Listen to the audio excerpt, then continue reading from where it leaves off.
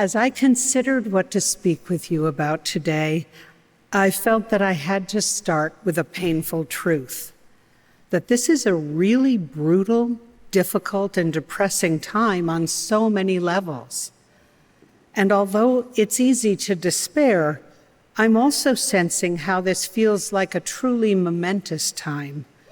It's a time that feels like an inflection point in history, a time when structures that seemed immovable are dissolving, a time of reckoning, of accountability, and of debts coming due.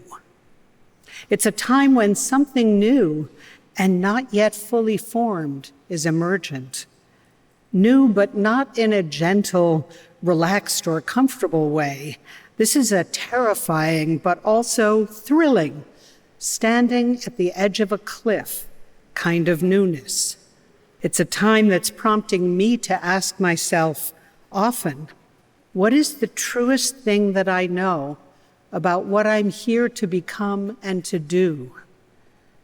So much of the progress we had been making has been halted and even thrown violently into reverse. A slew of toxic beliefs that we thought may have finally been put to rest have reemerged with shocking virulence. This is hard for me to admit because I've always been a dyed-in-the-wool optimist. But in spite of all the things I'd learned about climate, the poisoning of Earth's waters and air, the loss of biodiversity, and the rise of white nationalist fascism and patriarchy, I never imagined that things could get this bad, this fast, right? I don't want to sugarcoat it, as this feels like a necessary time for truth-telling. It's impossible not to be heartbroken, and it's easy to despair. And I don't want to stand here and pretend that I have easy answers for how to cope with it all. I don't. I imagine us all standing on a bridge that spans an old reality that's dying with a new one being born. It's a tween place that's calling us to show up in ways that we may not have always done well before, collaboratively and respectfully, humbly and creatively. We're living through a conjoining of two opposing forces, one of destruction, disintegration, division, and deceit, and another of co-creating, seeding, inventing, and rebuilding at the same time. At their best, together they develop into what Damascene Tanis calls practical idealism, the capacity to take what you most deeply believe in and build something lasting from it. Not just dream it, but build it with our hands, with our time, and with our consistent daily devotion. As we're experiencing daily, structures are collapsing that were constructed based on greed, grievance, and delusion. And there's a really disorienting sense of not knowing what comes next. Systems and beliefs we were told were permanent are revealed as having foundations of rot. From all that turbulence, both visionaries and skillful manipulators emerge. The things that get us through the day will, of course, be different for all of us, but I thought I'd at least share some things that are helping me keep it together. We all know that life offers us a mysterious mix of tragic and exquisitely ecstatic moments, and everything in between. So a wide range of emotions is really part of life's terrain. And it's what helps to shape us each into who we become. But so often these days, I'm fuming with rage and horror as our government casually murders its own people in the streets, starts brutal, unjustifiable wars abroad, locks up children, and rewards billionaires and extractive industries by rolling back every last hard-won protection of Earth's ecosystems and fellow creatures. Right? But then my heart swells with admiration and hope as I witness the heroic citizens of Minneapolis mobilize, and that, right? Nominated for a Nobel Prize they are.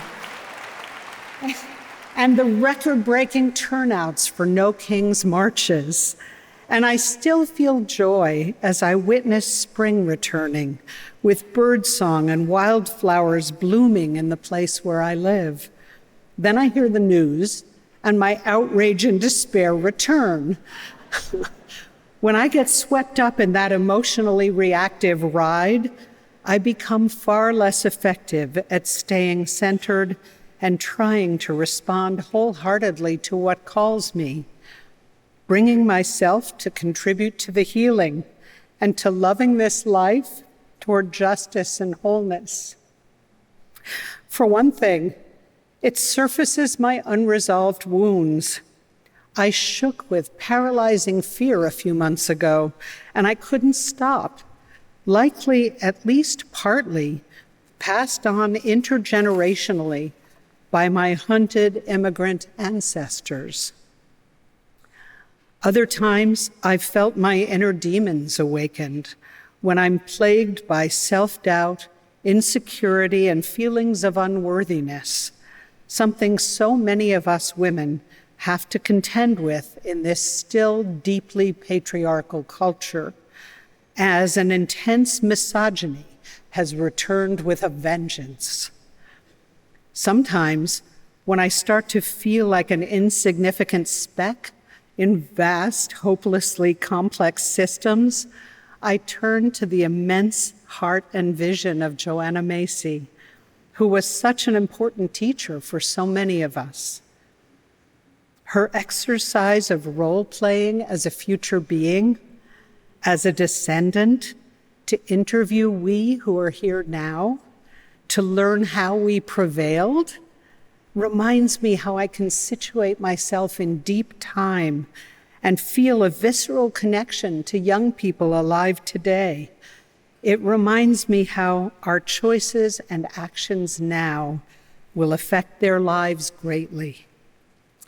I remember the words of Oren Lyons, the faith keeper of the Haudenosaunee, or Iroquois Six Nations, 21 years ago at Bioneers, when he said, "Raise up your leaders." In his hometown of Onondaga, I visited the school that they'd built there. Hallway photos honored their ancestors, and the most beautiful mosaics depicted their various clan affiliations. Their computer center was dazzling, and there was a creative woodworking shop and much more. I imagined how proud those kids must have been to go there, and I sensed how deeply their respect for their children shone brightly through that building. I remember also that in their Six Nations Confederacy, the women of the Longhouse select the leaders and are consulted respectfully prior to any major decision involving the community, right? Yeah, their model of a fair, peaceful, and regenerative culture that helped to inspire the U.S.'s initial efforts at democracy, especially after all they had endured, is a source of tremendous hope and inspiration for me. So many Native cultures have a profound understanding of right relationship, of the human place in the community of living beings. Hearing from so many Indigenous elders and incredible young leaders these past few days is helping to re-anchor me in that timeless worldview, one that has to be the cornerstone of any healthy society. I sometimes find insightful new voices that help to shift my perspective as well. Recently, when I was starting to feel that all the usual methods of resistance to the mad emperor and his gang were failing, I received a stunning essay, The Mycelial Art of Soft Rebellion by Shannon Willis. It describes a strategy of unsettling rigid structures like mycelium would, with slow, persistent entanglement, of not trying to respond to violence with force, but with the supple intelligence of flowing water or of the willow, bending just enough to redirect the force and send it spiraling elsewhere. Soft rebellion calls us to cultivate beauty in places of despair, to weave small sanctuaries of aliveness that offer refuge, and to reimagine what's possible. To rebel softly, Willis writes, is to refuse to be reduced. It is to remain tender in a world that would harden you, to insist on connection where division is sown. It is to plant seeds in the ruins, knowing that even in the shadow of collapse, life finds a way to creep through the cracks and bloom. As I witnessed what the people of Minneapolis achieved together, I thought of the starlings and their exquisite murmurations. I'm guessing you've all seen how starlings sometimes fly in great coordinated flocks like one superorganism, undulating through the sky like a perfectly synchronized one being made up of hundreds. Recent discoveries reveal that the motivation behind creating such beauty, it turns out, is both for safety and self-preservation. Seasonally, starlings often flock in their millions, and in the open countryside, they're very vulnerable to attack. Their flying speed is under 50 miles per hour, but they have a singular evolutionary defense, the power of numbers. You see, a primary hunter of starlings is the peregrine falcon, the single fastest predator alive on Earth. To hunt, the falcon flies high above its desired prey and then folds up its wings and drops with near aerodynamic perfection at 250 miles per hour to kill their prey on contact. In flight, each starling tracks its 6 closest neighbors, precision matching their direction, speed, and distance.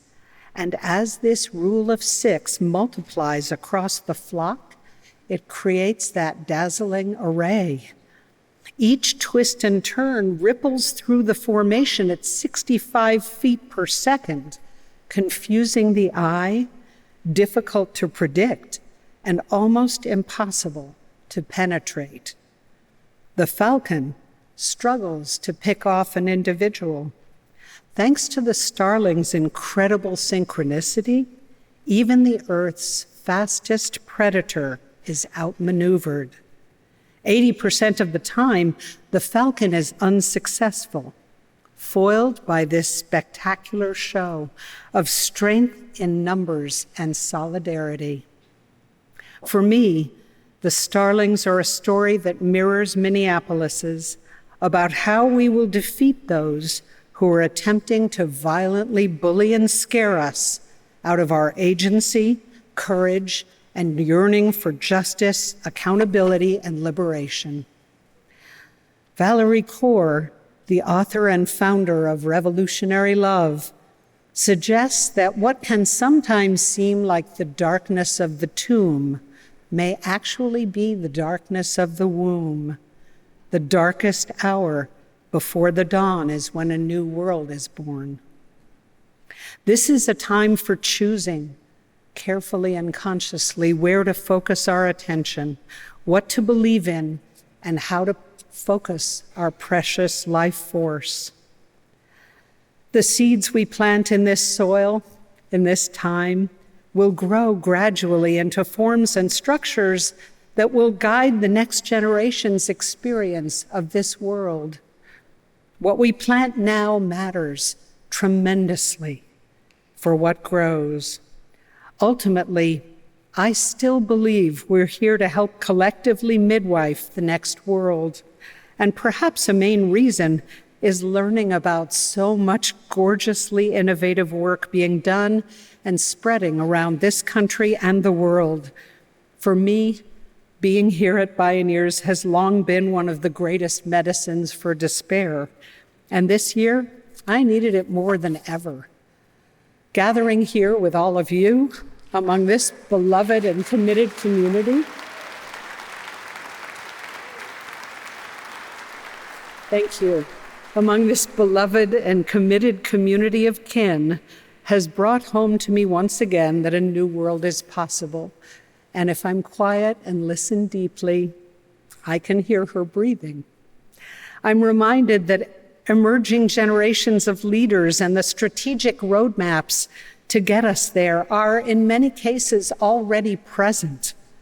From what I've seen, there's just too much wisdom, joy, and luminosity emerging from so many communities and in so many domains of life that I'm now feeling my faith return, that we can rise up to meet this momentous time, and that ultimately we will prevail to dispel the darkness that's now upon the land.